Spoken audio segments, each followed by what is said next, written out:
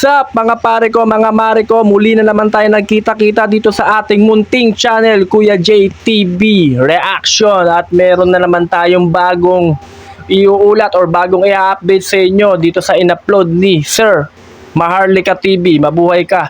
Paki-subscribe na rin po ang kanyang channel, and huwag niyo pong kalimutan palaging i-like kung manonood kayo ng mga ina-upload niyang video ni Maharlika or MTV. MTV kasi mas maigsing pangalan niya ron. Yun ang pwede nyo. Baka lumabas din ho yun, yung Maharlika TV. So guys, huwag natin patagalin to.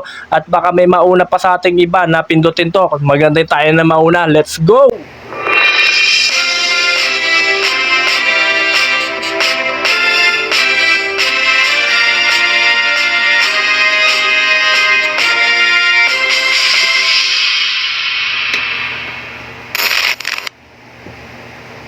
Armadong mga barko ng Philippine Navy pinag-aaralan na ng militar na siyang kanilang gagamitin sa mga gagawing resupply mission sa BRP Sierra Madre sa Ayungin Shoal. Abangan kapatid ang kumpletong mga detalye, kaya manatiling nakatutok dahil dito bawal ang fake news. Bago tayo magpatuloy, isang like lang po ang hinihingi ko para sa videong ito. Malaking bagay na po yan bilang suporta sa ating bawat in-upload. Back to the video.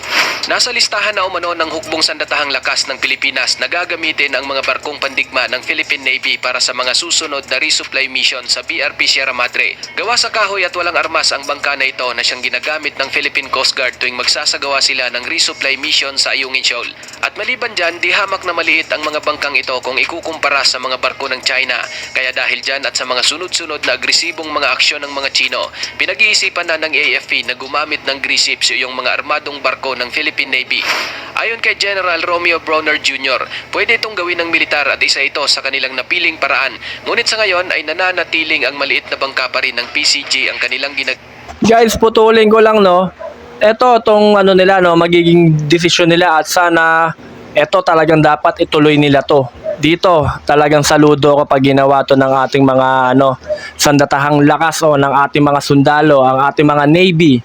Sana gawin nila to kapag magre-resupply sila, talagang dapat may backup, or mas maganda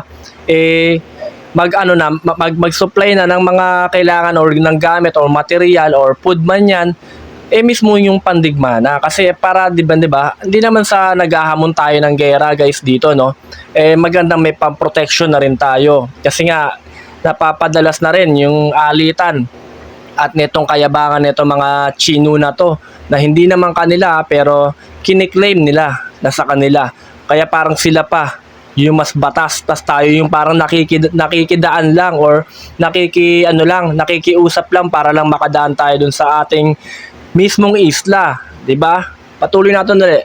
maliit na bangka pa rin ng PCG ang kanilang ginagamit. Pwede natin gawin yun. That's one of the options. But sa ngayon, hindi muna natin ginagawa para lang hindi tumaas yung tension dun sa South China Sea.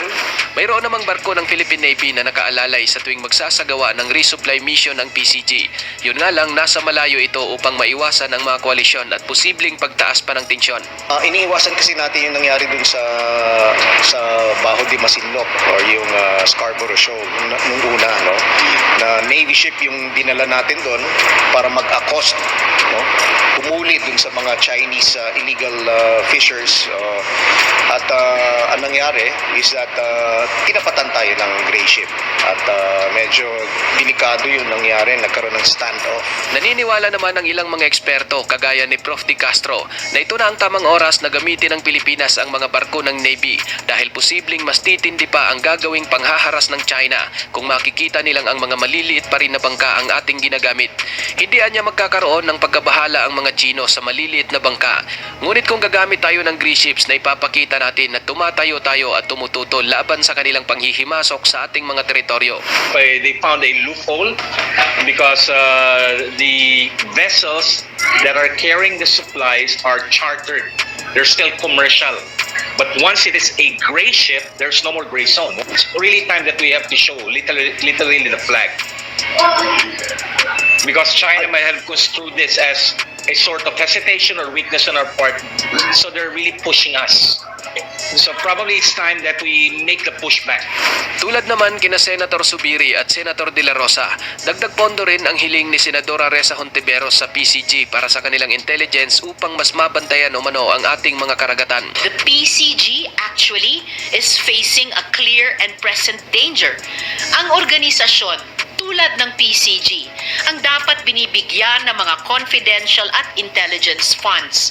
Hindi yung mga ahensyang sibilyan na wala namang kinakaharap na pagbabanta at panganib. Walang duda mga kapatid na isang magandang paraan ang paggamit ng mga barko ng ating Yun nga guys, no? Putulin ko lang saglit yun nga kailangan talaga, no? Yung ito naman ang dapat natin tutukan or ng gobyerno natin. Ito ang dapat tutukan yung mga PCG natin, hindi yung mga nakasibilyan lang sa ahensya na wala namang masyadong ginagawa, wala naman sila sa alanganing posisyon o sa alanganing sitwasyon. Wala naman sila sa ganong mga pangyayari. Ito mga PCG guys, sila yung mas delikado. At sa mga nagtatanong pala, no, kung bakit sinasabi sa mga comment dito sa akin sa comment section natin, ba't di pa raw pumalag, ba't hindi pa raw lumaban ng Pilipino. Guys, hindi po ganun kadali yun. Hindi po sa kinokontra ko kayo sa mga komento nyo. Ang sa akin na naman po, sa akin lang po, ay hindi po ganun kadali na ituloy itong gera na to. Di ba? Palagi ko nga po sinasabi sa inyo na sana wag tong matuloy dahil malaking perwisyo at malaking gastos at tataas sa mga bilihin guys. Tayo rin ang mahihirapan. Tayo mga maliliit na tao lang ang mahihirapan. Siguro although yung mayayaman parang wala lang sa kanila yung mga bilyonaryo, yung mga milyonaryo. Parang hindi nila masyadong mararamdaman yung gera na yan. Pero guys, kahit mayaman ka, mararamdaman mo to. Sa totoo lang kasi ito world war na naman to Sigurado may mga makikialam diyan, hindi lang China yan sigurado.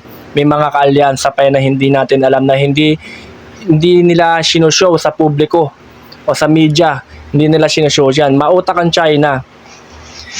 Kaya nga lagi ko sinasabi na sana wag matuloy ito. Hanggat kayang iwasan ay iwasan na lang muna.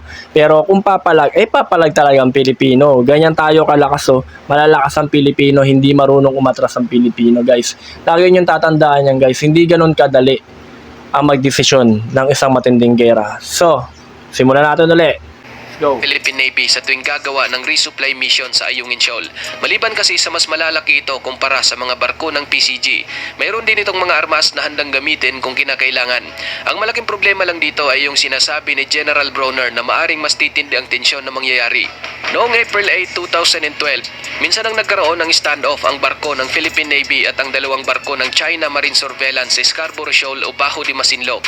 Nagsimula ang matinding komprontasyon ng mga barko ng Pilipinas at China nang makita ng isang surveillance plane ng Philippine Navy ang 8 Chinese fishing vessel na nakaangkla sa mismong bahura.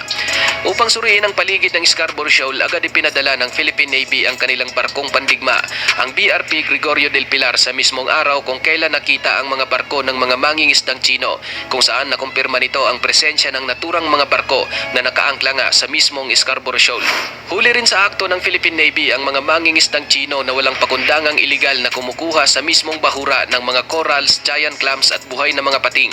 Nagtangka ang Philippine Navy na arestuhin ang mga mangingisda, ngunit bigla na lang hinarang ng China ang kanilang dalawang malalaking barkong pandigma na noon ay nasa paligid lang din ng nasabing bahura. Doon na nagkaroon ng matinding paghaharap ang dalawang barkong pandigma ng China at ang BRP Gregorio del Pilar ng Philippine Navy na muntikan ng mauwi sa napakamapanganib na sagupaan. Namagitan ng Amerika sa insidente at napagkasunduan ng Pilipinas at China na mag-withdraw sa lugar, ngunit hindi tumupad sa napag-usapan ng China. Sa halip, pinadalhan pa nila ang Scarborough ng mas marami pang warship. Sa insidenteng iyon, tumindi talaga ang tensyon ng Pilipinas at China. Naroong pinasok pa ng mga hackers ng China ang website ng University of the Philippines noong April 20, 2012. Nag-iwan ng mensahe sa website ng UP ang mga Chinese hackers. Mga mensaheng nagsasabi na "We come from China. Huangyan Island is ours." Ang sinasabi nilang Huangyan Island, kapatid, ito yung Scarborough Shoal. Sa pagpasok ng China sa website ng UP, hindi naman nagpatinag ang Pilipinas at hinak din ng anonymous ang website ng China University Media Union. Isang mensahe rin ang iniwan ng mga Filipino hackers na nagsasabing Chinese government is clearly retarded. Scarborough Shoal is ours. Maliban dyan, inatake rin ng mga hacker ng Pilipinas ang Chinese government website at nag-iwan naman ng mensaheng "You got by the Philippines. Spratly Island is ours." Ang insidenteng naganap sa pagitan ng isang barkong pandigma ng Philippine Navy at ng dalawang warship ng China sa Scarborough Shoal ang siyang iniiwasan ng Pilipinas na mangyari ulit. Alam natin kapatid na ilang piraso lang ang ating mga barko kung ikukumpara sa daan-daang barkong pandigma ng mga Chino. Ang China ang mayroong pinakamaraming bilang ng barkong pandigma sa buong mundo, kaya hindi problema sa kanila ang magpadala ng maraming mga barko sa mga kiniklaim nitong teritoryo. Gayunpaman, bagamat iilan lang ang mga barkong pandigma ng Pilipinas, nauobliga na rin tayong tapatan ang mga Chino sa kadahilan ng palagi na lang tayong ginagawa ng agresibong aksyon ng mga ito. Para sa ating magigiting na kasundaluhan, hindi hadlang ang pagkakaroon ng kakapiranggot na barko upang panindigan ang ating karapatan at ipaglaban ang ating soberanya. Maring papalag talaga ang China kung barko ng Philippine Navy ang gagamitin sa mga resupply mission. Pero hindi naman siguro tama na palagi na lang tayong magpapapi sa sarili nating teritoryo. This is Philippine Coast Guard vessel, BRP Sindangan, MRRV 4407. In accordance with international and Philippine national laws, you are within Philippine Exclusive Economic Zone. Your actions will affect Philippines-China relations and will be reported to concerned authorities. Ikaw kapatid, ano ang masasabi mo sa videong ito? Para sa iyong opinion, So guys, no, napakinggan nyo naman, no, narinig nyo na rin, alam nyo na kung sakali na ito gagamitin nga itong mga warship natin na pang resupply or pang supply na mga needs ng mga PCG natin or Navy natin dun sa Ayungin Shoal, malaki ang posibilidad talaga. Guys, hindi ganun kadali yun. Sa mga nag-comment ng ganun, alam naman natin na papalag tayong lahat. Kahit naman ako alokin ako ng gobyerno na parang Ukraine na lumaban ako. Oo, lalaban ako. Bakit hindi? Ba't hindi ako lalaban? Ayoko magmura pero Pilipino tayo. Lalaban tayo guys. China lang yan. Tumatay rin yan tayo. Mabaho rin ang tayo niyan mga yan. Paro-paroho lang tao tayo. Kahit may pinag-aralan pang training yan. Siguro naman, kung tsambahan lang ng tama ng baril, baka makatama rin makapatay din ako dyan. No? Kasi kat wala akong training. Talagang lalaban ng Pinoy dyan. Guys, hindi ganun kadali. Hanggat kayang iwasan, tama yung sinabi ng ating Chief AFP na hanggat kayang iwasan, iwasan na lang muna. Pero kapag yan napadalas pa talaga, maaaring gawin na natin or gawin na ng ating gobyerno na mag-resupply na ang natin, warship natin. So guys, alam nyo na siguro, kaya ko to in-upload, kaya ko to in-update kayo para sa mga nagtatanong kung bakit di pa raw gerahin o magsimula ng gera o ba't di daw tayo pumapalag. Hindi dahil sa duwag tayo guys Hindi tayo duwag, never tayo naging duwag ang mga Pilipino. Katulad ko, hindi tayo mga duwag. Umiiwas tayo hanggat kaya nating umiwas. Pero kapag nandun tayo sa oras ng kagipitan, talagang dyan na magkakaalaman. Dyan na. Yan na talaga yung final war. Dahil malaking talaga to mangyayari. So guys, yun lang. Maraming salamat sa inyo lahat, no. Thank you sa suporta. 400 subscriber na po tayo dahil sa suporta nyo sa akin at sa channel natin. Guys, thank you so much. I love you guys and peace out.